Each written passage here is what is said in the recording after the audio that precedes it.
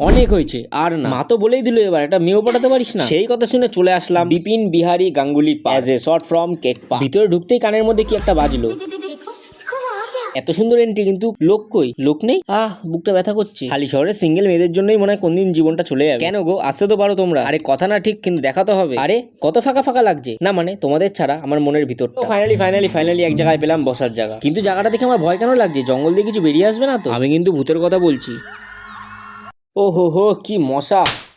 আমি যে কাজ করতে এসেছি সেই কাজে বসলে হবে না, খালি রাউন্ড মারতে হবে। সত্যি কথা বিশ্বাস করবো না, একটা মেয়েও ছিল না কেক পার্ক। তাই আমি হতাশা হয়ে এক জায়গায় বসলাম। ঘড়িতে বাজে প্রায় 6:30, মিনিমাম 8:30টার আগে উঠবো। দরকার পড়লে শুয়ে থাকবো, তাও কাউকে বসতে দেবো না। এখানে যাদের যাদের নাম লেখা রয়েছে সব ব্রেকআপ হবে।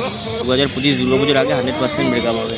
খুব সাবধান, যা বলি সেটাই সত্যি হয়ে যায়। কিন্তু না, অনেকক্ষণ কেক পার্কে ইয়ার্কি আড্ডা মেরে আপাতত চলে আসলাম সাইকেলের সামনে। কিন্তু চাবি কোথায় রেখেছি? চাবি পাচ্ছি না কেন? আপাতত চলো ভিডিওটা এখানেই শেষ করলাম। আর সাবস্ক্রাইব।